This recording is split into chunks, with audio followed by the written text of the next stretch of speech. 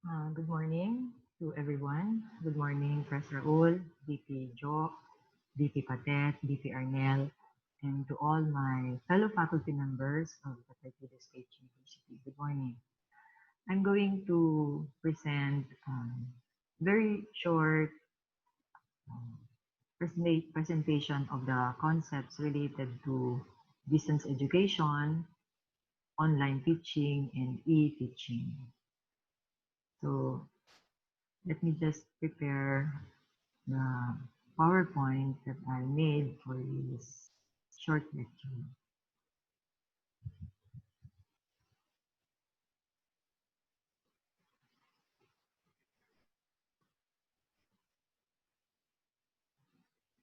Okay, so welcome again to everyone. This is the orientation on online and distance e-teaching, or ODET for short. My presentation today will explain why the training organizers hope to emphasize on online teaching, e-teaching, and distance education. Actually, the all-encompassing concept here is distance education. Distance education was explored extensively by Desmond Keegan, who published this work called Foundations of Distance Education, first in 1980 and then in 1986. His work was revised by John Verduin Jr. and Thomas Clark, who published their own version, which they called Distance Education, the Foundations of Effective Practice. In the Philippines, one of the pioneers of distance education is the University of the Philippines Open University. I read an article by Dr. Maria Cristina Padolina, former Chancellor of UPOU, entitled, What is Distance Education? My short presentation today was taken from these four authorities in distance education. Distance education has four major elements. So according to the four personalities, you cannot actually consider it a distance education without these four major elements. So number one, there is a separation of learner and teacher throughout most part of the learning process. This distinguishes it from the conventional face-to-face teaching. So as, as we have been mentioning, this is a response to the current crisis, and we don't know when this is going to end. So we have to plan ahead, and this is a characteristic of distance education, which is very much suitable to the demand of the times. Number two, there is an influence of an educational institution in planning, preparation, delivery, and accreditation of the learning process, and provision of student support services. This distinguishes it from private study and teach yourself programs. So very important, there is still an institution that makes sure the quality of education is ensured. So there's still processes and protocols, policies that have to be followed and observed. And number three, there is a use of technical media, print, audio, video, or computer to deliver learning content and unite the learner and teacher in carrying the content of the course. So I think this is where our training program is very important. This is one of the major features of distance education, and all of us, all the faculty members, should equip should equip ourselves to this challenge, because this is again our response to the call of the time. So even if we're not too comfortable with technical media and other tools, we have to stretch ourselves a little more. Number four, there's a provision of two-way communication between learner and teacher so that many benefit from or even initiate dialogues. This distinguishes it from other uses of technology in education. So we only use technology and the platforms as a tool, but the most important thing really is, as given here in the elements of distance education, is that we maintain a two-way communication between us and our students. And we are able to maximize the use of resources available online, and we also maximize the tools and platforms already provided by the internet. So I'm going to just very briefly present some of the related concepts. The first is correspondence education. So this is um, an old system of distance education, an old form, when the communication between the teacher and learner was through the postal system. The student received learning materials through the postal mail and sent back assignments and course requirements through the same system. Then there's home study. This refers to forms of study where a major portion of the learning process takes place at the home of the student. The process is assisted by parent or a personal tutor. Then there's external studies. This refers to classes or training conducted by an educational institution at a place outside of its campus. An example is our extension training activities. For example, the faculty of the College of Business and Management, they go to barangays in Tigaon and can conduct training or classes for the barangay residents on how to set up a small enterprise or how to start a livelihood activity. But all these three are not in a way closely related to distance education. The next is blended learning, which is also a very popular concept. It is a combination of multiple approaches to instruction.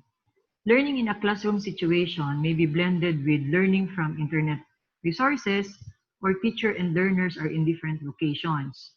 So it can be many combinations as possible, but it still entertains, or the face-to-face conventional teaching is still part of blended learning, which as of now, given our situation, we may not be able to use blended learning.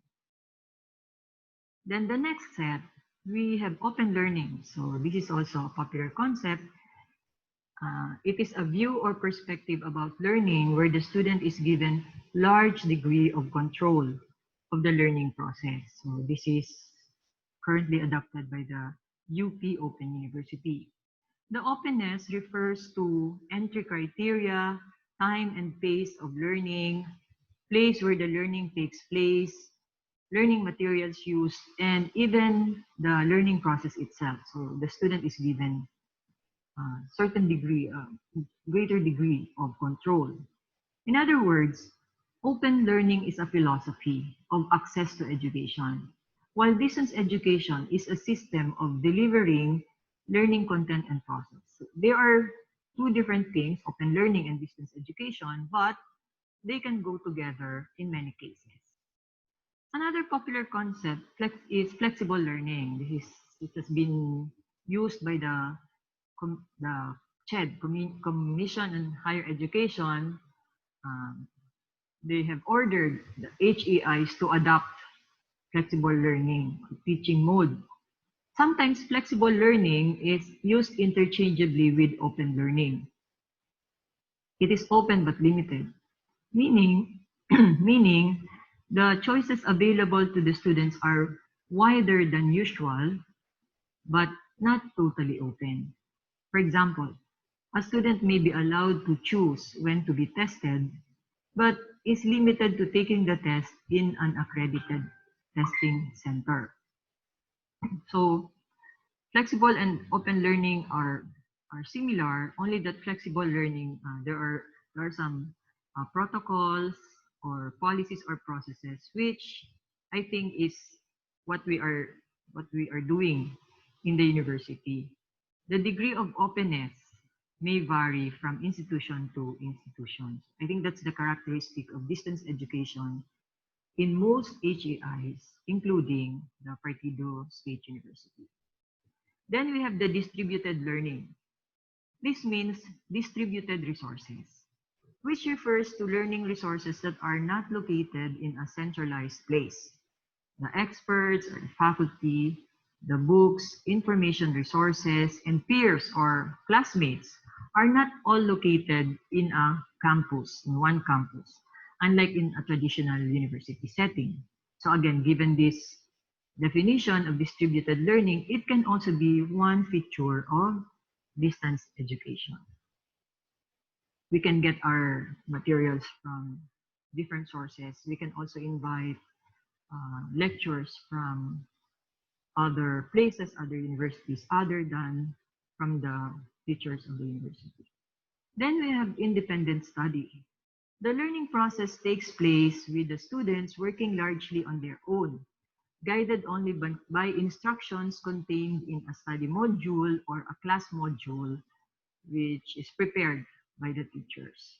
So this is actually a very important feature of distance education because we're not conducting the class face to face.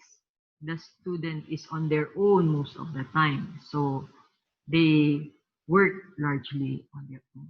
However, independent study may also refer to one that is solely the initiative of an individual who determines what and how to study. So there's no timeline, there are no due dates, there are no formats, templates. So I think that's not that's not the kind of independent study that we are talking about in our education in the university. Okay. And the last step, online learning. So in our training, we call it online teaching. So we are teaching or the teacher. So this training is for the teacher. So we call it online learning. But of course, from the perspective of the students, that would be online learning. Learning resources are accessed by the students through the internet.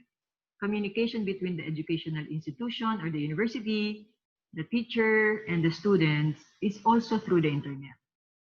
Online learning can be synchronous or asynchronous. When you talk of synchronous, the entire class, including the teacher, should should set a time, a common time, where they will all be online and they're going to discuss a topic live. So simultaneous, there's instant reaction. The reactions and comments are instant. And of course, this also requires a very strong, consistent internet connectivity. So like this one, Zoom, this is a synchronous online learning method. The other one is asynchronous. So it still uses the internet, but the teacher can just upload the requirements, the modules, the online learning materials will be indicated, or if the teacher prepared their own materials, they can just upload. And the student can access the module and the resources and the content anytime they want. So for example, if their internet connection is strong from 11 o'clock in the evening, then that's the time they can access the internet, or 3 o'clock in the morning. But the teachers and the students do not have to be simultaneously online. Okay, so asynchronous, I think, is a more suitable method for us because teachers and students do not really have reliable internet most of the time. Then we have e-learning.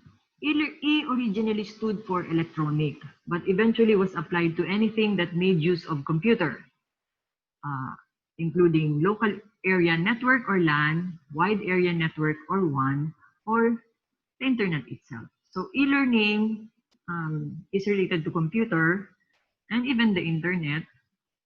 This is more on the hardware. And then this can also be a good feature of distance education. And finally, we have M-learning. M means mobile. So it refers to the use of mobile or portable technology such as cell phones, handheld computers, tablet, laptop, in the learning process. It is considered by some as learning that addresses the mobility of individuals in our present world. So, since um, we are on physical distancing and we don't want to gather in one place, I think, of course, M-learning can be also a very good feature of distance education in the university. So that's all. Later on, we're going to have maybe a question and answer portion. So these are the references that I used: Keegan, Berdwin, Clark, and Padulin. So thank you very much for listening.